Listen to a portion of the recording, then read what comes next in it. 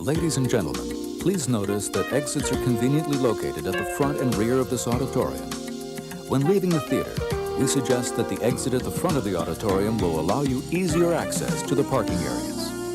Thank you. Hi, I'm Mike Field. Hi, I'm Mike Butler. And welcome to Forgotten Cinema Now Showing. Each episode, we highlight a brand new release. We'll discuss what we love about the movie or perhaps don't love about it, but don't take our word for it. Go see it in the theater. That's it. All right. Nice. Thank you.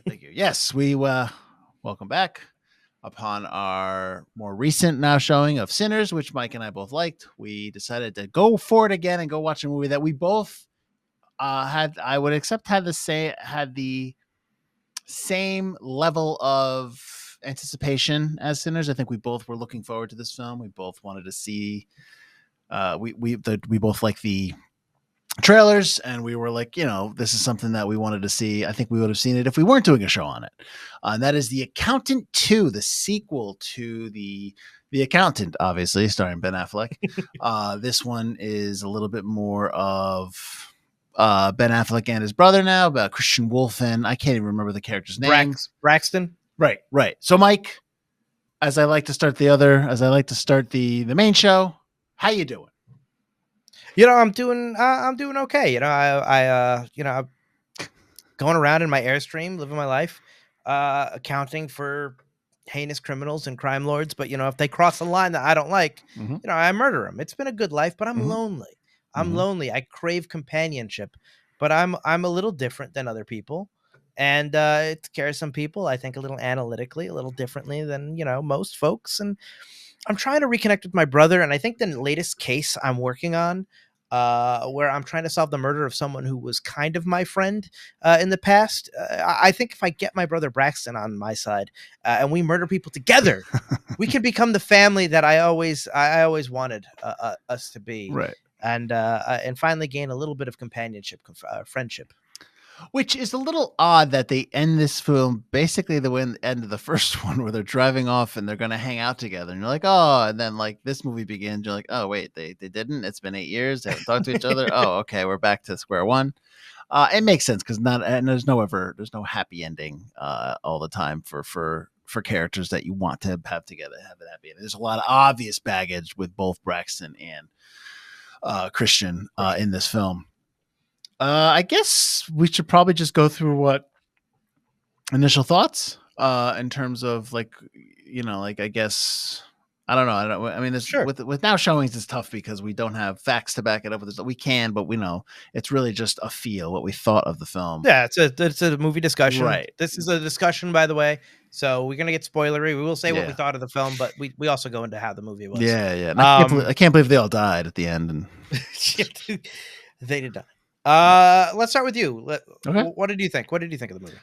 I actually like this movie quite a bit. I liked that it was a sequel, but it wasn't a rehash of the first one. I think there is no. What I find interesting is that the tagline of "Do you like puzzles?" It's like, well, there is no puzzle in this film, so like it's really quick. He solves it that night.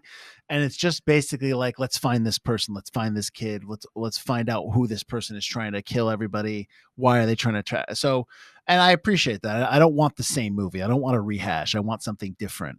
I like that they had a little more humor in this with Christian. One of the things I really liked was that, yes, Christian, the character that Ben Affleck plays has. What's the terminology one? He's neurodivergent, but he's not. It's not a severe case. High right? Functioning. Yeah, right. Calling it in that movie. Yeah, right. But what I like about that is he's not the only one in the family that's got issues. Like Braxton is not just his younger brother who is just somebody who doesn't get his brother. Why can't you be normal like everyone? Braxton has his own companion issues, has his own issues with being close with people. They're not necessarily as severe as Christian, but they are issues that are absolutely relatable. And so it makes Braxton a more well-rounded character. And so it's not just like, oh, it's the brothers are back again. We're actually learning more about them, and we're learning we in this movie. It's not just about them finding out whatever this mystery is, but it's also them kind of actually coming together, because in the first film it's only at the end of the movie where you kind of realize, oh my god, they're related. I like the dive into their characters. I like the humor. I really like what they did with the neurodivergent team his people that they do. I really liked all that.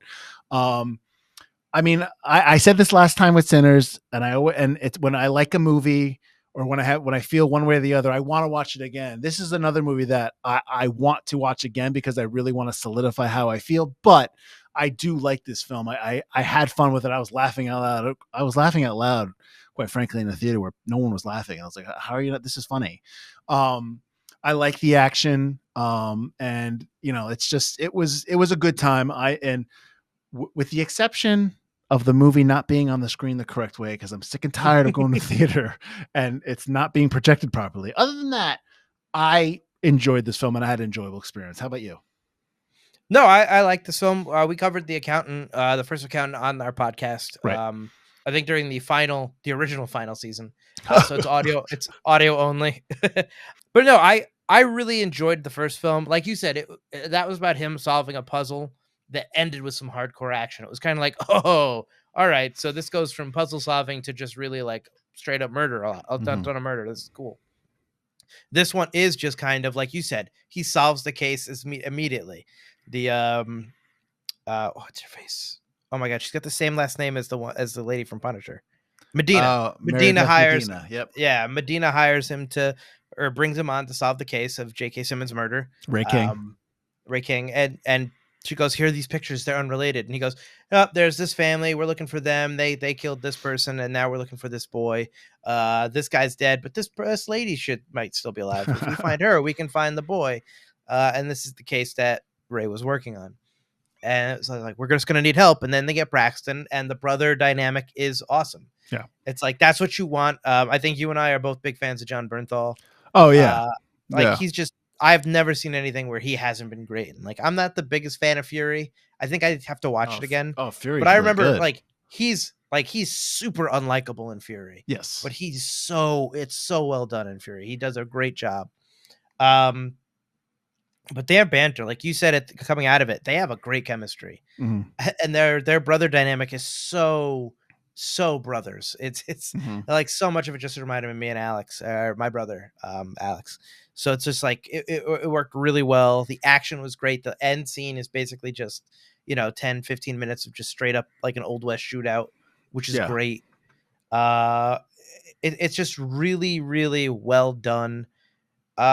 I thought it was going to be a little long when we went into it. When you said it was like 220 or something, I was kind of like 212. Yeah, 212.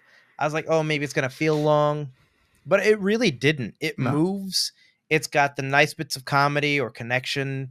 Like you said, the neurodivergent team, even though they're kind of a little ridiculous, they're kind of like I love real life. They're like the real life X-Men, but it's cool. I mean, I do have the question of like, who runs? Does anyone else know? Yeah. Like they're I don't know a Christian Wolf. No way. You don't know the giant room of criminal hackers you have? Yeah, there's nurses there. Obviously, there's staff that work there, but do they know not to mess with these other people? Because clearly Christian just pays for them. This is I assume he owns that place, and he's the boss of that place. By the end of the first movie, that was the assumption I got, that he was, even if he doesn't own it, he's probably the number one benefactor, so he basically can do whatever he wants. Right. So so I just wonder like the intricacies of like, hey, you're hired on as a nurse, but these 10 people over here they're fine. Don't even talk to them. This is room 414B. You don't go into room 414B. Exactly. I imagine, and I don't think there's going to be a third one, but if they went that way, I imagine that we would find something would have to happen to the Harper View area, wherever the heck it's called again, where people would attack that. They would obviously bring that into play, but I don't want a third one. Which I wanted to ask you. I don't need another film. You're gonna get a third one. He's already said, the director has already said he really wanted to make it a third film about Christian Wolf finding connections. So the first one introduces the fact that he wants love and he wants a brother. The second film, he gets to reconnect with his brother. So the third film is him reconnecting with a love interest, and he wants to get what's her face back. And she did say in a text message to him that she was interested. but he's like, the stars have to align, but he does want to finish it up. But he did say the third one would be the very last one because it's what he had envisioned. All right, then that's Like fine. to I'm good bookend with it. that. Yeah. I'm good with that. Yeah, to your point about Bernthal, I think John Bernthal does two things really well. He's a really good actor, but he also chooses his roles well. Like he picks roles that he excels in. There's Right. there's never you want actors obviously to take chances when they can, but I think he's confident. He has a good eye in terms of what films he's going to choose, whether he's the bad guy or whether he's like the jerk in Wolf of Wall Street, or whether, like you said, he's in Fury, he's playing a real jerk, he's a real asshole in that. But he always picks his movies well, and I've always been a fan of Ben Affleck. I think Ben Affleck is extremely intelligent, and I think he's a really good director. But he is, like in the last 10, 15 years, his acting choices have been really good. I know he Daredevil, he was in Armageddon. He's doing those films because he's on his way up and he's doing big blockbuster films, and he's a movie star, he's a celebrity. But I think now the movies and that he chooses and the roles that he chooses are calculated as well. And I think he does a really good job, and he's really good at his character. I wanted to ask you though, did it seem like his voice inflection was different in this film than the first one? Did you catch that at all? He does seem he seems a little more personable in some scenes. He definitely he's got more range, which maybe is on purpose. In the first film, he basically is never connected with another human being. Right. And now he's seeing Medina, he's connecting because he saw Ray maybe twice, according to him in the first one. And now he's seeing Medina pretty much right away. He's reconnecting with Braxton, who we met in the first film. He's looking for companionship. So I think he's trying to be more, kind of like Braxton does at the beginning, where he practices his phone voice when he wants to buy the dog. He wants to get the dog 2 weeks earlier. 2 weeks earlier, yeah. Yeah. I think that Christian is trying to put on more of a human voice. So he kind of goes a little higher when he's trying to talk to a person, and then he kind of goes back down. Okay. But then he also kind of reverts into a child as well when he's talking to Braxton. He's got 3 different versions. Like, Braxton, please stop talking. Please. Well, they're brothers. I think that's their brothers. That's their. Sure. I'm sure with your brother, when you guys you fight, or when you get kind of you kind of revert back to your younger selves and the things you say. Absolutely. Like yeah. Yeah. And that adds to the humor a little bit. I think there's a lot more humor in this film. Maybe a lot more overt humor in this film than there is in the first one. I'm trying to remember. I haven't seen the first one in a while, so I kind of should go back to it.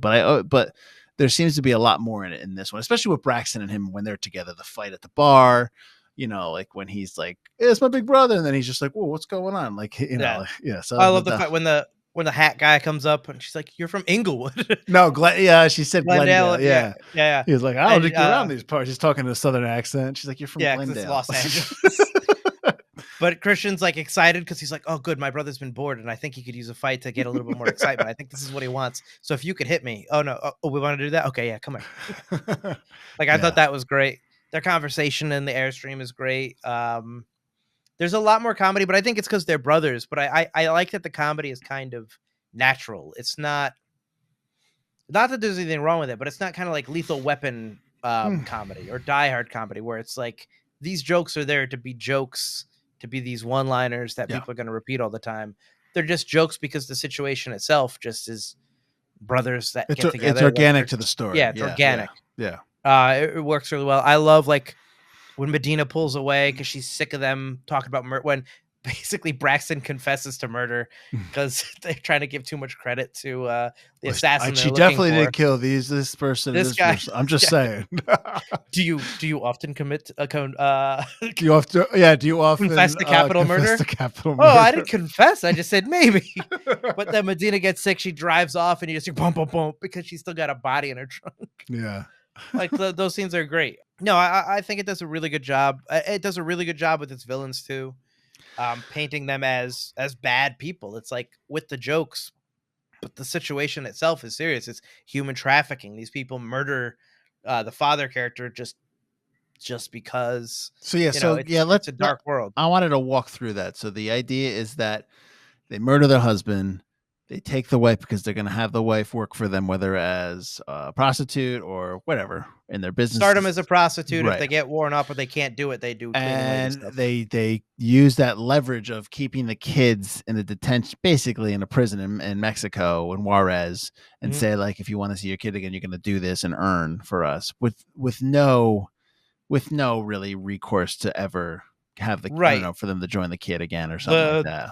The muscle guy even says the hired goon says they only last you can get 2 to 5 years out of them, and then you get rid of them. Yeah. So that's what we're talking about here. That's the kind of plan that this Burke character, the bad guy, has as well. Did you? I kind of thought you did not like this, but the whole idea of the woman who's in the accident, the mother is the actual other assassin. Because I know when they were doing the tapes, I know you turned to me and you made that comment. I'm like, shit, he doesn't like this. No, that was ridiculous. The fact that she goes from getting to an accident and having the savant syndrome, that happens. I get acquired savant syndrome. Acquired savant syndrome is real. It's very rare. It's also very rare. But it's very rare. Yeah. But I have watched documentaries about different people who have it. But they're usually the guy says, even the doctor says they're usually good at one thing. Right. She was good at everything. And not only that, but her reconstructive surgery makes her completely different. Not body shape, not just face shape. Her body is different. She's completely changed. And now all of a sudden, she not just gets a savant syndrome, but she becomes angry and an assassin. It has violent tendencies that pop up 6 months later or something like that. She just wants to get, somehow connects herself from escaping that hospital to joining Braxton's same group of assassins. Well, it's supposed to be because that she's angry. I'm assuming she's angry because of what had happened, but she doesn't know why. Sure, but she doesn't remember. But she, conveniently don't remember your whole entire family. Oh, so that it saves their neurons move, so it saves your mind from remembering the bad things. Is this K-Pax where Kevin Spacey doesn't remember his family's murder? That's just a really convenient. If this was like a Marvel show, if we were watching Daredevil and this was Poindexter, Bullseye's backstory, I'd be like, all right, it's a Marvel comic. It's okay.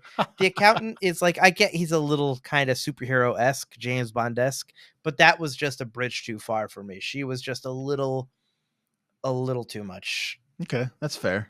That's fair, I guess. I mean, that's probably my one big knock. My biggest knock on the movie is I didn't mind that. I thought it was an interesting take. I think I don't have a knock, but the Medina character was annoying me because she just she kept we can't do this. Stop. We can't do this. She did it. They kept going back, and I was like, and part of and when they were hacking in, we can't do this. No, stop. Tell her to stop. Tell her to stop. No, we're not going to do this. I'm taking it. We're doing this the right way. It's I don't know if me not liking that is because I just want to watch more Christian Wolf and Braxton. That's what I'm interested in, or if her character is just annoying and it doesn't make any sense. So I think it's maybe a little mixture of both, but I think it's probably because I'm just can you just go away so we can watch the brothers work?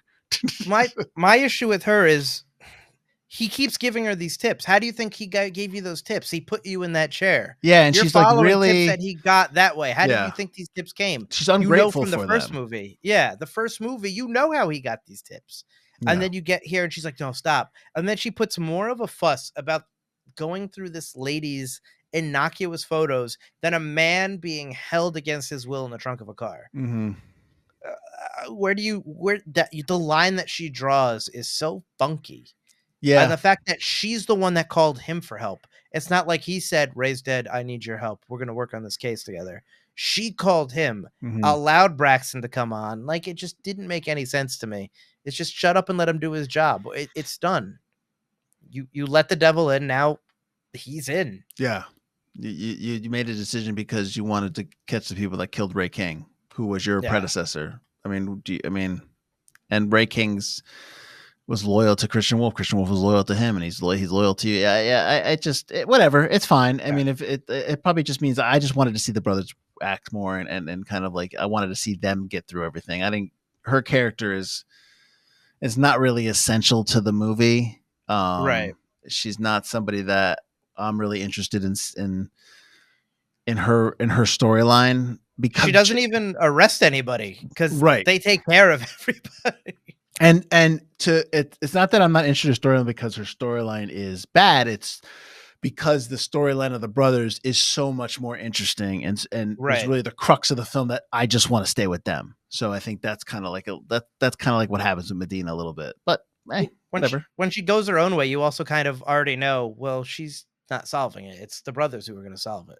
I mean, the scene when the, I guess, informant gets killed from the high-rise building across the way, like that's like Right. a pretty massive thing that a federal building is shot up and two agents, an agent, a lawyer, are essentially almost murdered, and they murdered a lawyer and a client. Right. Like, and it's just kind of like, well, no, nothing. You know, Medina doesn't have protective detail anymore. Like, there's no protective detail for her or for the lawyer. They don't know. Right. Yeah. You know, and She's Cobb dealing with a case that involves human trafficking and the mob. Right. And Cobb, this character who's played by Grant Harvey, just walks up into this building, nonchalant, does the gun. Like, there's no, like, let's pull the footage. Let's find out who was in this building. This is where the shots are from. Like, there was just, like, no interest in going into that investigation. So then why have such a blatant, overt act of firing a high-powered rifle into a federal building, killing a potential witness and a lawyer? It's like, that's a major event. So it's just like, just do something a little bit more subtle so that it's not, I don't sit here have this question of like, that's a pretty big thing. You think that they would catch up to Cobb eventually. You can't hide from every camera. We've got the neurodivergent team, be able to hack into iPhones and pictures, and come on. Well, Justine doesn't like her anyway. So once she goes her own way, they're like, Xavier's School for the Gifted. She just goes, eh. Also, I was wrong. I just remembered it's so this is Medina, and then in Punisher it's Madani. So they don't have the exact last name, but it's super close. All right. Awesome. So I know we keep these quick. I don't want to go too long, but you would recommend people to get to theaters, everybody. You'd recommend people to check this out. I mean, I hope that people have seen The Accountant. The Accountant's great. If you haven't seen that, check it out. I believe it is on Prime because it's this movie is MGM Prime. Yes, Amazon MGM or whatever they call themselves now. But yeah, no, this is like a good old fashioned action film. That you don't get action films like this with real people, real action. They don't come out very often anymore in theaters. It's not a superhero film. Definitely see this. It's not a superhero film. It's nice to see, kind of like when we did Den of Thieves 2. Yeah. This doesn't happen all the time. It's crazy that we got 2 in 1 year. It's good. Enjoy it while you can. It's a good sign. Maybe we'll get more. I mean, it's not a crazy high budget film. It's a nice start of the summer action film. Yep. To get you revved up for like Mission Impossible and stuff like that. Final Reckoning. Yeah, absolutely. I agree. And I mean, I going back to the theater, even though it's a farther drive for me, I mean, I do wish we'd see some of these films in Danbury. I mean, in Trumbull, since it's right down the road, Butler. But it's fine. I have to drive to you every Friday. You can drive to halfway to me. No, not with a movie that's not put on the screen the right way. Yeah. So I mean, check it out in theaters if you can. If not, I'm sure it'll be on digital soon. But yeah, no, I recommend it. See the first one. If you like the first one, you will not be disappointed in this one. If you like action, you will not be disappointed in this film. So highly recommend, just like we highly recommended Sinners. So I think we did good for having 2. I mean, we usually pick a movie we're interested in when we do the next showings. Like we don't go into a now showing going, oh my God. Well, we did Captain America Brave New World. We ended up liking it, but we didn't know going into that. That was probably the last one we were really hesitant on. And we did do Section 31. Which I know was that is true, yeah. But still, I mean, the films that we're choosing for now showings we have some interest in them. So, odds are 80, 85%, 90%, we're gonna, look favorably on this film. So, but this is definitely a good one to watch. Check it out. You can always find us, the main show. We have new episodes every Wednesday. You can find us on YouTube. Obviously, we're watching this. We're also obviously on all the podcast platforms. I keep saying obviously. I'll stop. We're on Facebook, TikTok, Instagram. Reach out, drop a comment, send us a DM or a PM. Let us know. We always like talking film. We talk movies all the time. I watch a ton of films, more than we watch for this. I might watch one Right. tonight. So I'm always watching movies. I'm always trying to keep up on stuff. I just like movies, I love stories. So I'm always happy to talk about that stuff. And if there's a now showing coming out, you guys really want us to cover, let us Yeah. know. We've Like I got said, plans we to do what we're into, do. but- Yeah, we've got plans to do Final Reckoning. Yeah, Right? tentative plans to do Final Destination.